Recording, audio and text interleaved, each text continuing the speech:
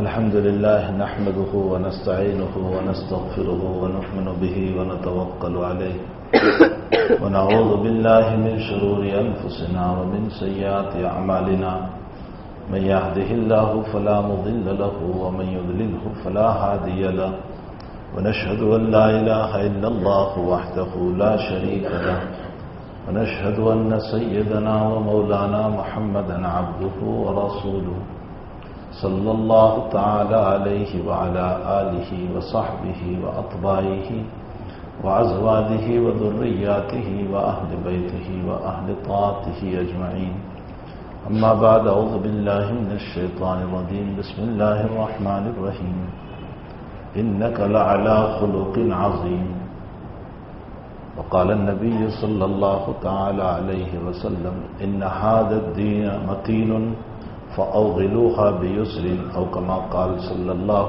علیہ وسلم رواہ الدارمی۔ بزرگان محترم، دنیا میں شریعت نے دو طرح کے کام ہمیں بتائے، کچھ کام کرنے ہیں، کچھ کام نہیں کرنے ہیں۔ جن کاموں کے کرنے کا شریعت نے حکم دیا اس کو عبادت کہا جاتا ہے، اطاعت کہا جاتا ہے، فرما برداری کہا جاتا ہے، اور جن کاموں سے ہمیں منع کیا ان کاموں کو عصیان کہا جاتا ہے، نافرمانی کہا جاتا ہے، بغاوت کہا جاتا ہے، گناہ کہا جاتا ہے۔ اللہ نے ہمیں طاعت کرنے کا حکم دیا، گناہ کرنے سے منع فرمایا۔ پھر گناہوں میں سب سے بڑا گناہ تو کفر اور شرک ہے، دنیا میں اس سے بڑھ کر گناہ کوئی نہیں ہو سکتا۔ حق تعالی شانہ فرماتے ہیں ان اللہ لا یغفر ان یشرک بہ ویغفر ما دون ذلک لمن یشاء۔ اگر کوئی آدمی دنیا میں کفر کرتا رہا، شرک کرتا رہا اور بغیر توبہ کے مر گیا، توبہ نہیں کی اس نے، اور بغیر توبہ کے دنیا سے رخصت ہو گیا، اللہ کہتا ہے میں بالکل اس کی مغفرت نہیں کروں گا، وہ ہمیشہ ہمیشہ کے لیے جہنم میں ہوگا۔ کتنی مدت؟ دنیا کی مدت آجیون قید میں ڈالنے پر 20 سال پوری ہوتی ہے، 14 سال میں پورا ہوتا ہے، 25 سال میں پورا ہوتا ہے، بہت موت تک رہ گیا اور پورا ہو جاتا ہے۔ لیکن وہاں کی قید ایسی ہے کہ جس قید میں موت بھی نہیں ہے، نکلنا بھی نہیں۔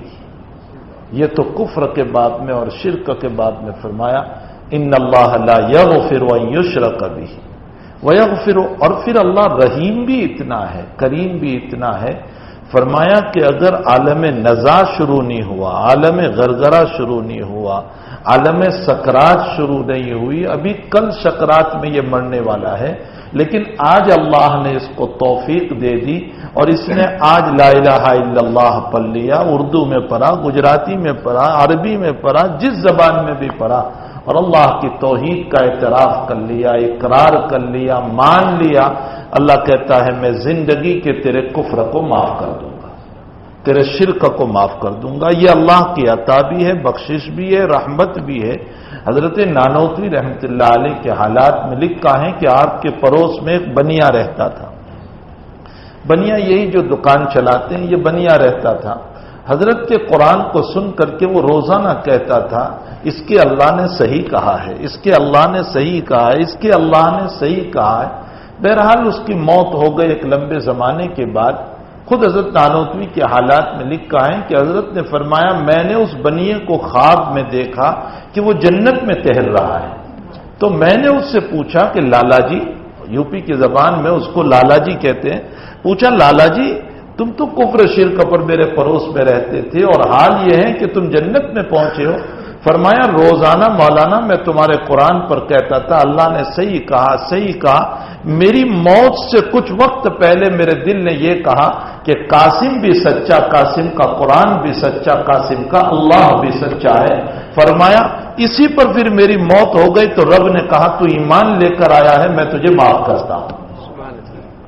ایمان ایک ایسی چیز ہے، توبہ ایک ایسی چیز ہے کہ اب تعالی شانہ جو ہے بشرطے کہ سکرات شروع نہ ہوئی ہو، نزا شروع نہ ہوا ہو، غرغرہ شروع نہ ہوا ہو، اس سے پہلے اگر کوئی اپنے رب کو میں یہ واقعہ اس لیے سنایا میں نے کہ ضروری نہیں ہے کہ وہ لا الہ الا اللہ ہی کے کلمات پڑھے، اللہ کی توحید کے لیے اور رسول کی رسالت کے لیے وہ گجراتی میں اقرار کر لے، وہ عربی میں اقرار کر لے، وہ اردو میں اعتراف کر لے، بہرحال اس کا ایمان معتبر ہے۔ اللہ ہی خالق و مالک ہے، اسی نے ساری زبانوں کو پیدا کیا ہے۔ جب اس نے ساری زبانوں کو پیدا کیا، جس زبان میں ہم پڑھیں گے اللہ اس کو جانتا ہے۔ اللہ تعالیٰ ہمارے کلمات کو خوب جانتا ہے اور دل کی دھڑکن کو بھی جانتا ہے کہ یہ کس دل کی دھڑکن کے ساتھ میرا اعتراف کر رہا ہے، میرا اقرار کر رہا ہے۔ کہیں ایسا تو نہیں ہو رہا ہے کہ یہ ظاہر میں تو کلمہ پڑھ رہا ہو، اس کا باطن جو ہے اللہ کا انکار کر رہا ہو۔ اگر ظاہر میں کلمہ ہے اور باطن میں انکار ہے تو یہ تو کفر نفاق کہا جاتا ہے۔ یہ نفاق ہے کہ ظاہر میں کسی غرض کی وجہ سے اس نے کلمہ پڑھا، ورنہ باطن اس کا اللہ سے انکار کر رہا ہے۔ اس کو نفاق کہا جاتا ہے، اس کو منافق کہا جاتا ہے، اور شریعت میں کفر کی طرح نفاق بھی معتبر نہیں ہے۔ تو بہرحال میرے بھائیوں، سب سے بڑا گناہ تو کفر اور شرک ہے۔ اگر بغیر توبہ کے مر گیا تو معافی کا کوئی سوال ہی نہیں پیدا ہوتا ہے، ہمیشہ ہمیشہ کے لیے جہنم ہے۔ وَيَغْفِرُ مَا دُونَ ذَلِكَ لِمَن يَشَاءُ، البتہ اللہ آگے کہتا ہے کہ کفر و شرک کے نیچے کے جو گناہ ہے، جس کو زنا، چوری، ڈکیتی، فلاں یہ سارے گناہ ہیں، فرمایا میری چاہت پر میں چاہوں گا تو معاف بھی کر سکتا ہوں، اس لیے کہ وہ کفر اور شرک تک نہیں پہنچا، اگرچہ اس میں بھی شریعت نے قید لگائی ہے کہ توبہ کر لو۔ قرآن میں جگہ جگہ پر یہ کہا گیا ہے کہ توبہ کر لو، لیکن ان گناہوں کا مسئلہ یہ بھی ہے کہ مغفرت خداوندی جوش میں آ جائے اور اللہ اس کو معاف کر دینا چاہے تو معاف ہو سکتا ہے، لیکن کفر اور شرک ایک ایسا ہے کہ جس میں معافی کی کوئی گنجائش ہی نہیں ہو سکتی۔ تو بہرحال کچھ اعمال تو وہ ہیں جس کو ہمیں کرنے ہیں، جس کو اطاعت کہا گیا، فرما برداری کہا گیا۔ پھر کبھی کبھی ہمارے معاصی اتنے بڑھ جاتے ہیں، گناہ اتنے بڑھ جاتے ہیں کہ ہماری عبادتیں کمزور پڑ جاتی ہیں۔ آپ نے بہت نام سنا ہوگا حضرت مالک ابن دینار رحمۃ اللہ علیہ، ان کی اگلی زندگی جو ہے وہ تو بس ایسی آوارہ زندگی تھی، لوٹ مار کی زندگی تھی۔ کس طرح کی ان کی زندگی گزرتی تھی؟ انہوں نے ایک خواب دیکھا، اور خواب یہ دیکھا کہ میرے پیچھے بہت بڑا اژدہا دوڑ رہا ہے، میں بھاگتا رہا اژدہا سے بچنے کے لیے، راستے میں ایک بڈھا سا انسان مل گیا۔ میں نے اس بڈھے سے انسان سے کہا کہ بھائی یہ اژدہا دوڑ رہا ہے، میری مدد کر دو، مجھے بچا لو اس سے، یہ میرا پیچھا کیا ہوا ہے، تعاقب کیا ہوا ہے۔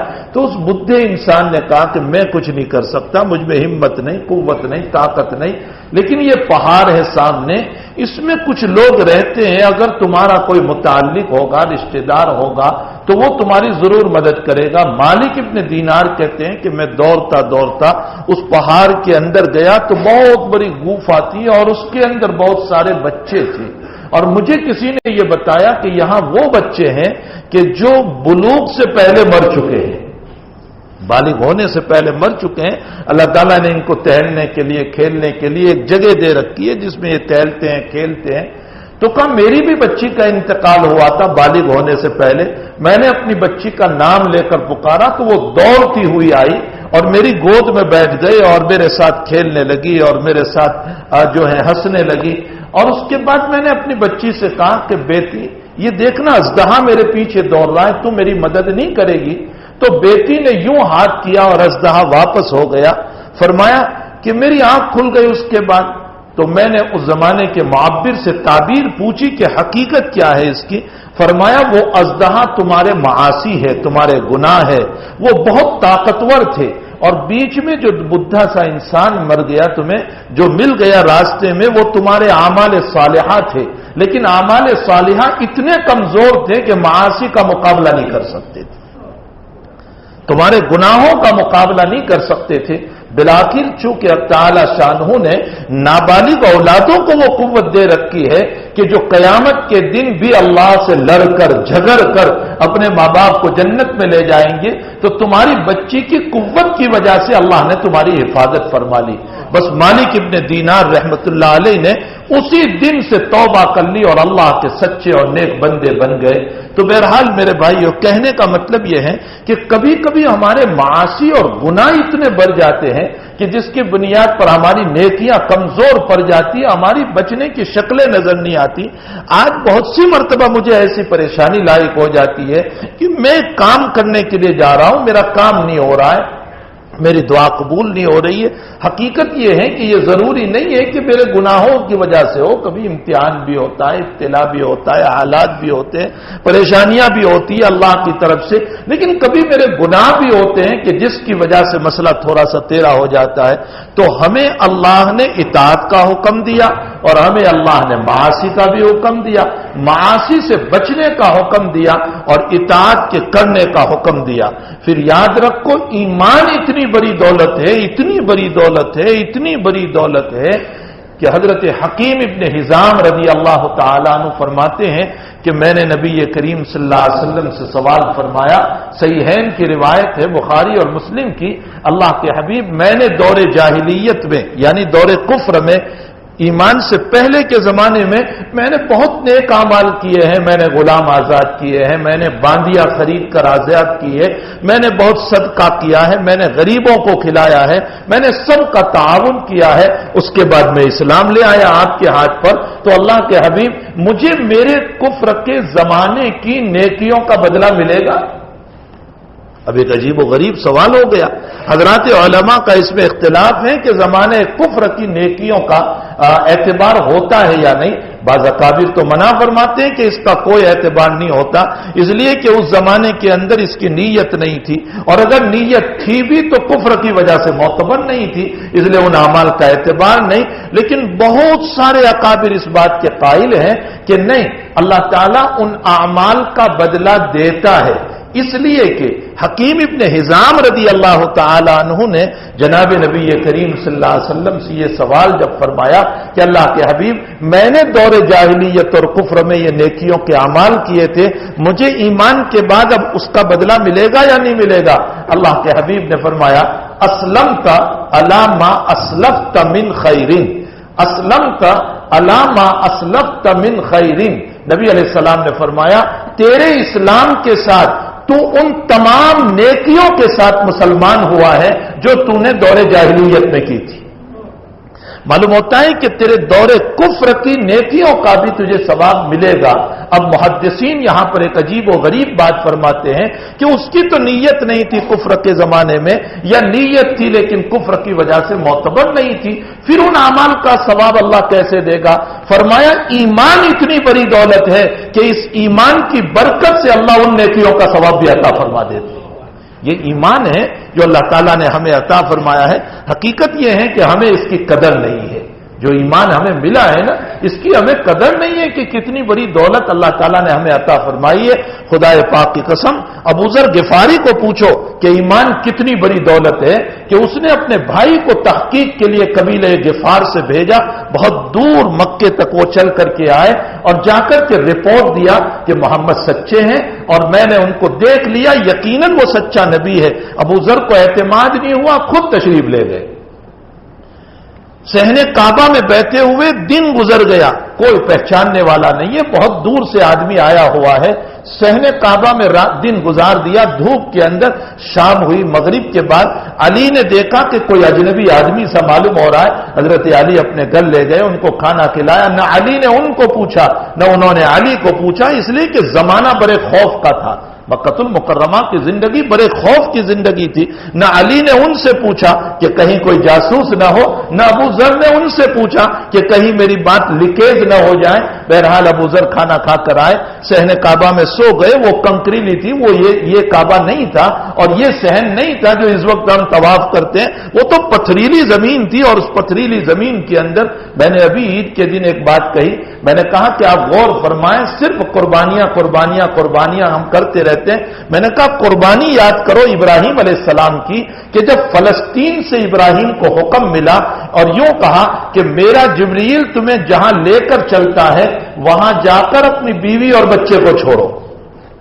हाजर को और उनके बेटे इस्माइल को, मेरे भाइयों आप गौर फरमाएं, जिस वक्त छोड़ा जा रहा है उस वक्त हजरत हाजरा की कुल उम्र 25 साल की है, भर जवानी है हजरत हाजरा की, और मासूम सा बच्चा है, और जिब्रील लेकर के आपको चले हैं, इब्राहिम पीछे पीछे चल रहे हैं, और ऐसी जगह पर लाकर के उनको रख दिया जहां रेतीला मैदान है और चारों तरफ पहाड़ है, एक तरफ सफा पहाड़ है, एक तरफ मरवा पहाड़ है। अब तो निशान रह गया, न सफा रहा न मरवा रहा, अब तो एक निशान रह गया, वरना एक तरफ सफा पहाड़ी बहुत बड़ी काले पत्थर वाली, एक तरफ मरवा पहाड़ काले पत्थर वाला, एक तरफ जबल अबी कुवैस जिस पर बादशाह का महल बना हुआ है, एक तरफ वो है, और एक तरफ और पहाड़ है जिसको जबल हिंदी कहा जाता है, जो शामिया का इलाका था जिसको तोड़ दिया गया है, जहां एक फुंदूक अल मक्का थी, मक्का होटल थी, अब वो खत्म हो गई, वहां एक बहुत बड़ा पहाड़ था। ये चारों तरफ के पहाड़ है काबा के चारों तरफ में,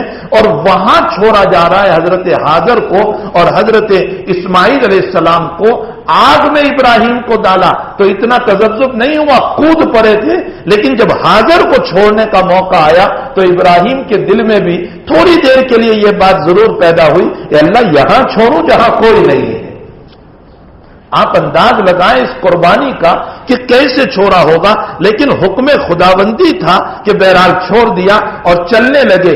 3 किलोमीटर तक चलते रहे इब्राहिम, और हजरत हाजर पीछे पीछे बच्चे को लेकर चलती रही और पूछती रही, अरे हमें छोड़कर जा रहे, हमें छोड़कर जा रहे। कहां तक चलते रहे? मक्कतुल मुकर्रमा जब जाओ तो किसी को पूछ लेना कि कुदै कहां आया।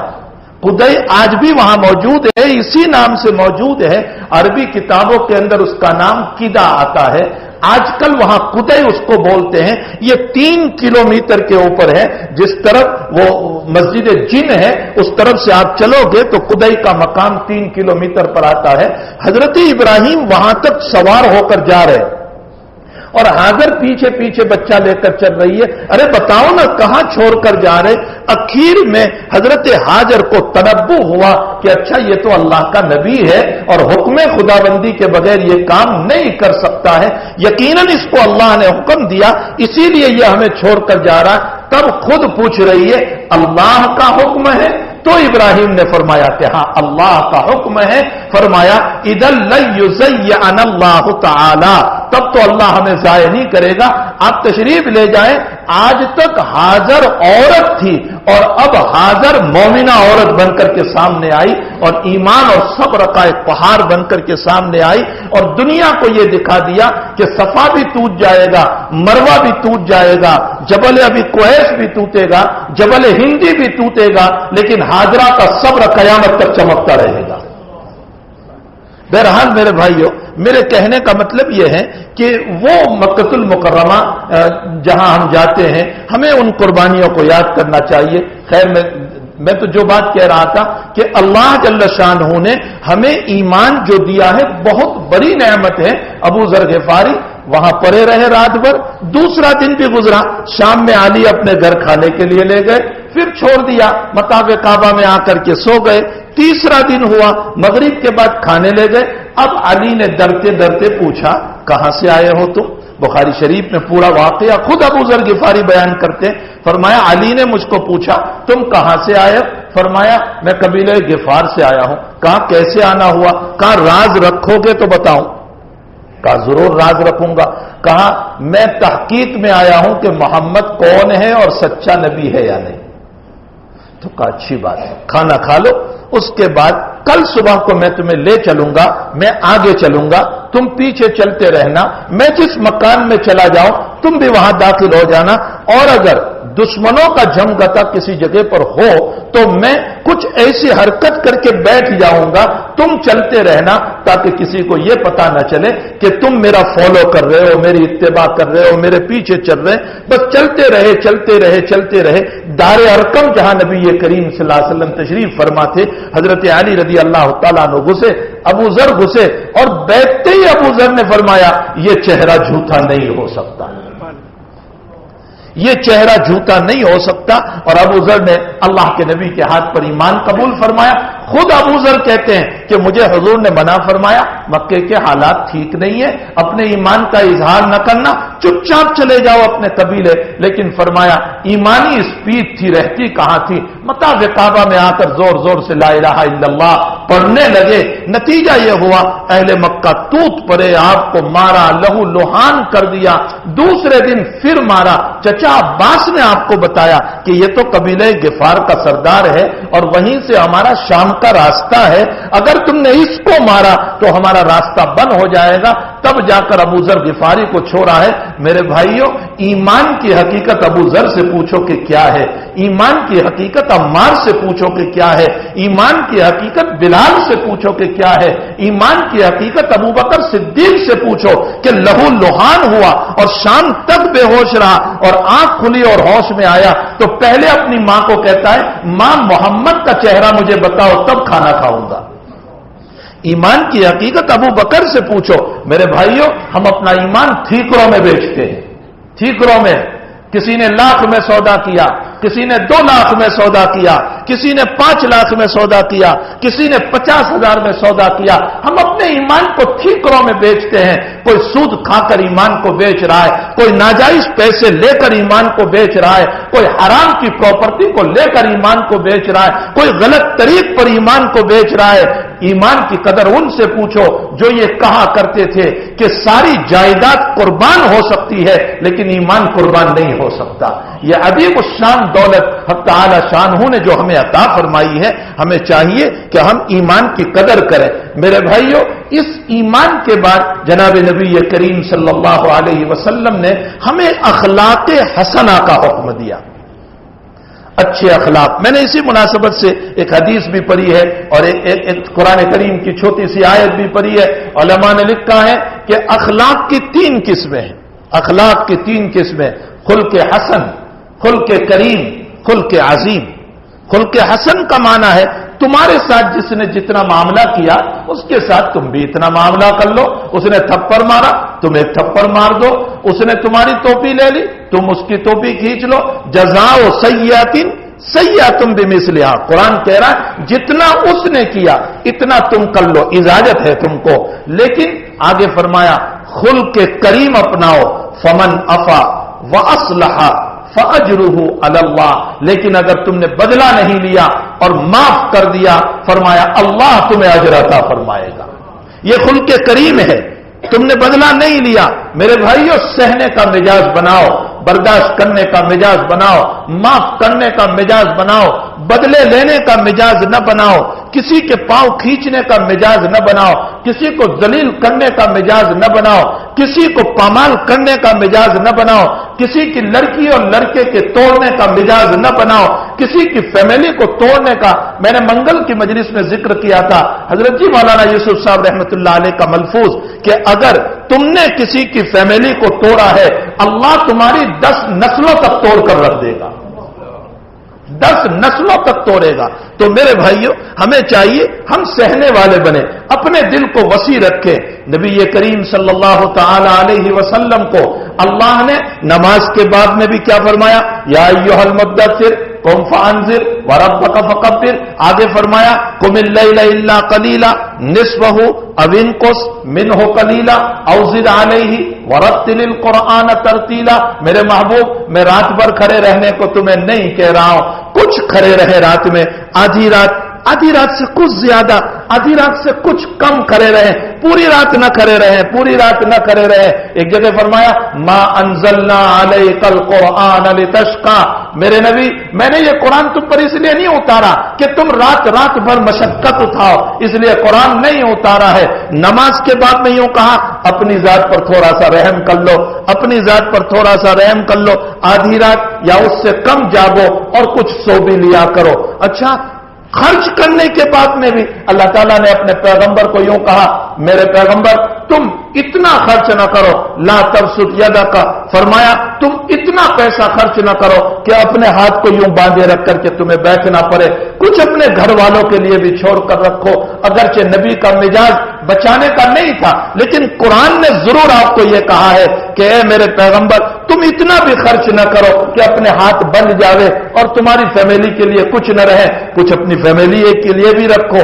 اور تبلیغ کے بعد میں جناب نبی کریم صلی اللہ علیہ وسلم کو یوں فرمایا، سورہ کہف آپ نے اگر تلاوت کی ہو، لعلک باخع نفسک علی آثارہم ان لم یؤمنوا بہذا الحدیث اسفا، میرے پیغمبر آپ، حالانکہ تبلیغ تو آپ کا مشن تھا، آپ اسی کو لے کر آئے تھے، لیکن اس میں بھی آپ کو یوں کہا گیا میرے پیغمبر آپ اتنے ان کے پیچھے پاگل نہ ہو جائیں، آپ اتنے ان کے پیچھے نہ روئیں، آپ اتنے ان کے پیچھے جو ہے اپنے آپ کو بے چین نہ کریں کہ کہیں آپ کو احتیاط نہ آ جائے۔ لعلک باخع نفسک علی آثارہم ان لم یؤمنوا، اگر یہ ایمان نہیں لاتے بہذا الحدیث اسفا، اتنا افسوس آپ نہ کریں۔ تبلیغ کے بعد میں بھی آپ کو روکا کہ اتنا افسوس نہ کریں کہ آپ کی ذات ہلاک ہو جائے، خرچ کرنے کے بعد میں بھی۔ لیکن جب اخلاق کا معاملہ آیا تو اللہ کے حبیب کو فرمایا انک لعلی خلق عظیم، اے میرے پیغمبر اخلاق میں جتنے اونچے جا سکتے ہیں اونچے چلے جائیے، اخلاق میں آپ جتنے اونچے جا سکتے اتنے اخلاق اپنائیں۔ میرے بھائیوں، میری زبان سے اسلام نہیں پھیلے گا، میرے اخلاق سے اسلام پھیلے گا، ہمارے اخلاق سے اسلام پھیلے گا۔ آج ہمارے اخلاق جو ہیں وہ ایسے ہیں کہ ہمارے غیر تو کیا ایمان لائیں گے، غیر تو ہم سے کیا متاثر ہوں گے، ہمارے اپنے بھی ہم سے متاثر نہ ہو سکے، ہمارے اپنے بھی ہم سے متاثر نہ ہو سکے۔ حنین کا واقعہ، حنین میں نبی کریم صلی اللہ علیہ وسلم جب چلے ہیں اور صحابہ کی بھگدڑ مچی، ایک صحابی رضی اللہ تعالیٰ عنہ کا مسئلہ ہوا کہ وہ بھاگ رہے تھے اور ان کے پاؤں میں سخت جوتا پہنا ہوا تھا، اللہ کے حبیب یوں کھڑے تھے اور بھگدڑ میں کون کس کو دیکھتا ہے کہ کون کھڑا ہے، وہ صحابی کا پاؤں پڑ گیا نبی کے پاؤں کے اوپر، بڑا زور کا آپ کو جھٹکا لگا، چونکہ جوتا سخت تھا، حضرت کے ہاتھ میں چھری تھی، یوں ذرا چھری ماری اور فرمایا انک آذیتنی، تو نے مجھ کو تکلیف پہنچائی۔ وہ بہت سخت جوتا حضرت کو لگا، فرمایا تو نے مجھ کو تکلیف پہنچائی۔ وہ صحابی رونے لگے، رات تک روتے رہے، اللہ اکبر، میری وجہ سے میرے نبی کو تکلیف ہو گئی، اب میرا کیا ہوگا، نہ معلوم اللہ کا کیا فرمان اترے گا میرے باب میں۔ دوسرے دن نبی نے فرمایا کہ فلاں صحابی کہاں ہے، بلاؤ۔ وہ صحابی سوچنے لگے یقیناً میرے باب میں کوئی وعید اتر گئی، اب تو میری وجہ سے نبی کو تکلیف ہوئی، قریب بلایا، نبی کریم صلی اللہ علیہ وسلم نے سینے سے لگایا اور اس کے بعد فرمایا کل میں نے تم کو چھری ماری تھی، میں معافی چاہتا ہوں۔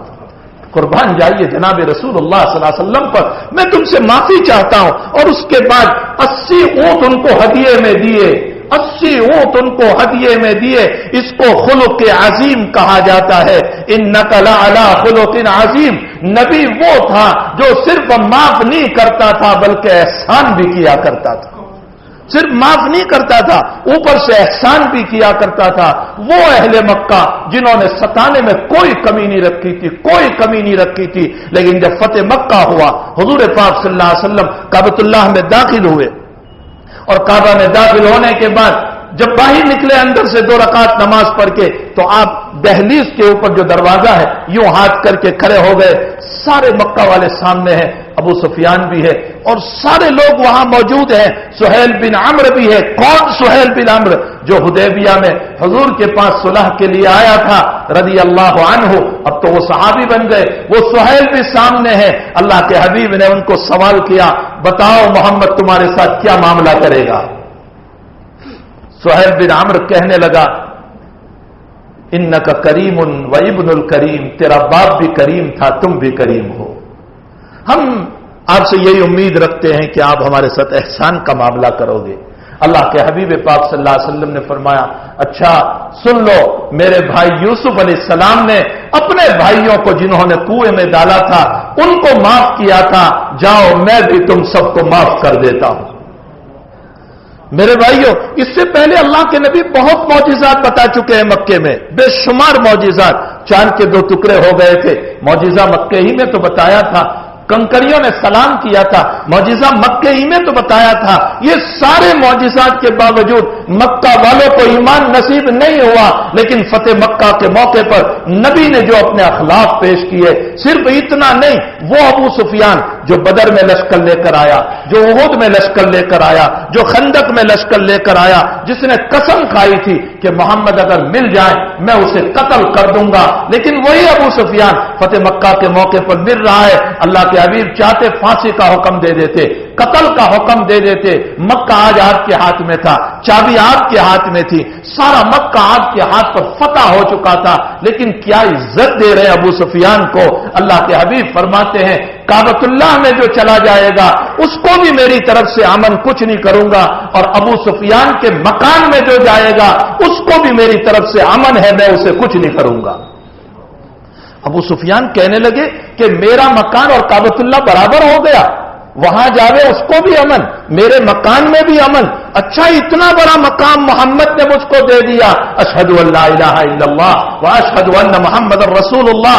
مکی زندگی چل رہی ہے، کانٹے بچھانے والی عورت 2-4 دن نظر نہیں آئی، کانٹے نہیں بچھائے گئے۔ حضرت نے فرمایا وہ کانٹے بچھانے والی وہ میری چچی ابو لہب کی بیوی ام جمیل، وہ کانٹے نہیں بچھا رہی ہے، کیا ہوا؟ فرمایا وہ تو بیمار ہو گئی ہے۔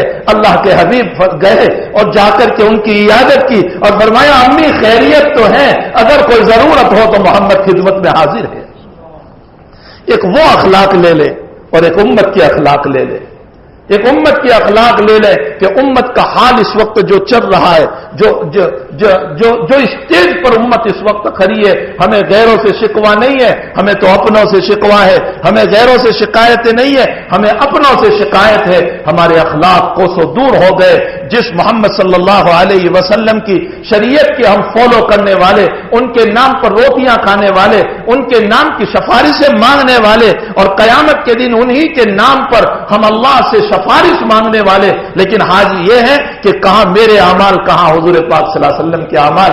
اس لیے میرے بھائیوں ہمیں چاہیے ہم اپنی زندگی کو صاف ستھری بنائیں، اخلاق حسنہ والی بنائیں، اچھے اخلاق والی بنائیں۔ ہم معاف کرنے والے ہو، درگزر کرنے والے ہو، حرام کے پیسوں سے اپنے آپ کو بچائیں۔ 1,00,000 2,00,000 5,00,000 10,00,000 کب تک چلیں گے؟ لیکن ایمان کا سودا اگر ہو گیا بے ایمان جائیں گے، ہمیشہ جہنم سامنے آ جائے گی۔